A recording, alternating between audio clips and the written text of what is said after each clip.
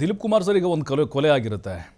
ಆ ಕೊಲೆನ ಯಾರು ಮಾಡಿದ್ದಾರೆ ಅನ್ನೋದನ್ನು ಪ್ರೂವ್ ಮಾಡಲಿಕ್ಕೆ CCTV ಫುಟೇಜಲ್ಲಿ ಅಂದರೆ ಈಗ ಭೀಕರವಾಗಿ ಚುಚ್ಚಿ ಕೊಲೆ ಮಾಡಿರ್ತಾನೆ ಸರ್. CCTVಲಿ ಚುಚ್ಚೋದು ರೆಕಾರ್ಡ್ ಆದರೆ ಅವನು ಅಂತ ಹೇಳ್ಬೋದು.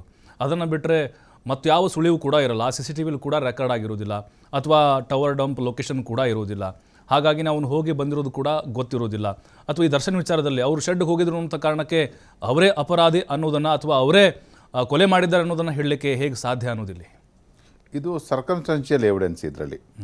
ಅಂದರೆ ಈ ಸಂದರ್ಭ ಬಂದಂಥ ಸಂದರ್ಭ, ಅಲ್ಲಿರ್ತಕ್ಕಂಥ ಅವ್ರ ಪ್ರೆಸೆನ್ಸು, ಒಂದೆರಡು ಜನದ ಪ್ರತ್ಯಕ್ಷ ಸಾಕ್ಷಿಗಳು ಯಾರಿದ್ದಾರೆ, ಅವರು ಏನು ಹೇಳಿಕೆ ಕೊಟ್ಟಿದ್ದಾರೆ, ಹೌದು ನಾನು ನೋಡಿದೆ ಇವ್ರು ಹೊಡೆದ್ರು ಅಂತ ಹೇಳ್ಬಿಟ್ಟು, ಆದ್ದರಿಂದ ಇವ್ರ ಮೇಲೆ ಏನು ದೋಷಾರೋಪಣೆ ಪಟ್ಟಿಯನ್ನು ಹಾಕಿದ್ದಾರೆ. ಸೊ ಈ ಸ್ಟೇಜಲ್ಲಿ ಅಂದರೆ ಟ್ರಯಲ್ ನಡೀತಿರೋವಂಥ ಸಂದರ್ಭದಲ್ಲಿ ನಾನು ಇಲ್ಲ ದರ್ಶನ್ ಅವರು ಇದನ್ನು ಮಾಡಿದ್ದಾರೆ ಅಂತ ಹೇಳೋಕ್ಕಾಗಲ್ಲ, ಅಥವಾ ಮಾಡಿಲ್ಲ ಅಂತ ಹೇಳೋಕ್ಕಾಗಲ್ಲ. ಅದು ನ್ಯಾಯಾಲಯ ತೀರ್ಮಾನಕ್ಕೆ ಬರಬೇಕಾಗತ್ತೆ. ಸೊ ಅದು ಇದುವರೆಗೂ ನೋಡಿ ಒಂದು ನೂರಾರು ಇರ್ಬೋದು ಅಥವಾ ಸಾವಿರಾರು ಕೇಸ್ಗಳು ಇರ್ಬೋದು, ಮರ್ಡರ್ ಕೇಸಸ್. ಸೊ ಇದು ಒಂದೇ ಕೇಸ್ ಅಲ್ಲ, ನಮ್ಮ ರಾಜ್ಯದಲ್ಲಿ ಪ್ರತಿ ಜಿಲ್ಲೆಯಲ್ಲೂ ದಿನಕ್ಕೆ 1-2 ಮರ್ಡರ್ ಕೇಸ್ ನಡೀತಾನೇ ಇರುತ್ತೆ. ಹೌದು. ಸೊ 100 ಮರ್ಡರ್ ಕೇಸಲ್ಲಿ ಎಷ್ಟು ಮರ್ಡರ್ ಕೇಸಲ್ಲಿ ಶಿಕ್ಷೆ ಆಗಿದೆ ಪ್ರಮಾಣ? ಒಂದು 30%. ನನ್ನ ಊಹೆ ಪ್ರಕಾರ, ಸ್ಟ್ಯಾಟಿಸ್ಟಿಕ್ಸ್ ಇಲ್ಲ ನನ್ನ ಹತ್ರ, ಒಂದು 30%. ಅಂದರೆ ಇನ್ನು ಉಳಿದಂಥ 70% ಕೇಸ್ಗಳು ಅಥವಾ ಸುಳ್ಳು ಕೇಸ್ಗಳ, ಅಂದರೆ ಅದರಲ್ಲಿ ಮಾಡೇ ಇರಲ್ವಾ, ಅಥವಾ ಅದರಲ್ಲಿ CCTV ಫುಟೇಜ್ ಇರಲ್ವಾ, ಅಥವಾ ಅದರಲ್ಲಿ ಫೋನ್ ರೆಕಾರ್ಡಿಂಗ್ ಇರಲ್ವಾ, ಲೊಕೇಶನ್ ಇರಲ್ವಾ. ಸೊ ಎಲ್ಲದೂ ಇದ್ರೂ ಯಾಕೆ 70% ಕೇಸು ಅದರಲ್ಲಿ ಖುಲಾಸೆ ಆಗಿರುತ್ತೆ?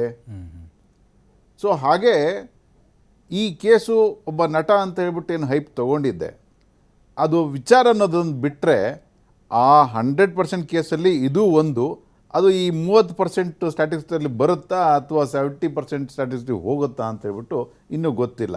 ಅದು ಇವಾಗ ಏನು ಸಾಕ್ಷಿಗಳು ಹೇಳಿಕೆ ಕೊಡ್ತಾ ಇದ್ದಾರೆ. ಫಾರ್ ಎಕ್ಸಾಂಪಲ್, ಮೊದಲು ಯಾರು ನೋಡಿದ್ದಂಥ ವ್ಯಕ್ತಿಯನ್ನು ಕರೆಸ್ತಲೇ ಇವಾಗ ತಂದೆ ತಾಯಿನ ಕರೆಸಿದ್ದಾರೆ. ತಂದೆ ತಾಯಿಯ ಸಾಕ್ಷಿಯ ವಾಟ್ ಇಸ್ ದ ಇಂಪಾರ್ಟೆನ್ಸ್? ಅವರು ದೇ ಆರ್ ಆಲ್ ಹಿಯರ್ಸೆ. ಅವ್ರು ಕೇಳ್ಪಟ್ರು ಈ ಥರ ಮಾಡಿದ್ದಾರೆ ಅಂತ ಹೇಳ್ಬಿಟ್ಟು. They identified their son's body. Yes, it is my son's body ಅಂತ ಹೇಳ್ಬಿಟ್ಟು. They have witness the post mortem. ಆಮೇಲೆ ಹ್ಯಾಂಡ್ ಓವರ್ ಮಾಡ್ತಾರಲ್ಲ ಪೋಸ್ಟ್ ಮಾರ್ಟಮ್ ಮಾಡಿದ್ಮೇಲೆ ಕ್ರಿಮೇಷನ್ಗೆ, ಅದಕ್ಕೆ ಅವ್ರು ಸಾಕ್ಷಿ ಆಗಿರ್ತಾರೆ, ಹೌದು ನನ್ನ ಮಗಂತ ಇದ್ರು. ಸೊ ಅದು ಬಿಟ್ಟರೆ ಅವರು ಹೇಳಲಿಕ್ಕೆ ಸಾಧ್ಯನೇ ಇಲ್ಲ ಇದನ್ನು ದರ್ಶನ್ ಮಾಡಿದ್ದಾರೆ ಅಂತ ಹೇಳ್ಬಿಟ್ಟು. ಅವ್ರು ಏನು ಹೇಳ್ಬೋದು, ನನಗೆ ಇಂತಿಂಥ ಅಪರಾಧಿಗಳು ಈ ರೀತಿ ಮಾಡಿದ್ದಾರೆ ಅಂತ ಗೊತ್ತಾಯಿತು ಅಂತ ಹೇಳ್ಬೋದು. ನಮ್ಮ ಕ್ರಿಮಿನಲ್ ಜೂರಿಸ್ಪ್ರುಡೆನ್ಸಲ್ಲಿ hearsay evidence is not admissible. I mean you can only say ಅಷ್ಟೇ, ಆಯಿತಾ. So court cannot punish one that because he heard it ಅಂತ ಹೇಳ್ಬಿಟ್ಟು. ನಾವು ನೋಡಿದ್ರೇ ನಾವು ಶಿಕ್ಷೆ ಕೊಡಲಿಕ್ಕಾಗಲ್ಲ. ಇನ್ನು ನಾನು ಕೇಳಿಸ್ಕೊಂಡು ಹೇಳ್ತಾ ಇದ್ದೀನಿ ಅಂತಂದರೆ ಸೊ ಅದಕ್ಕೆ ವ್ಯಾಲ್ಯೂ ಇಲ್ಲ. ಸೊ ಹಾಗಾಗಿ it's just a formality when it comes to father and mother of ಇವರು ಯಾರೋ ಡಿಸೀಸ್ಡ್ ರೇಣುಕಾ ಸ್ವಾಮಿ. ಸೊ ಅಷ್ಟು ಆಗ್ತಾ ಇದೆ.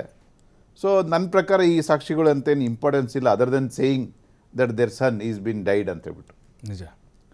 ಸೊ ಬೇರೆ ಸಾಕ್ಷಿಗಳು ಏನಿದ್ದಾರೆ, for example complainant who have seen the body first, he is the material witness. Okay.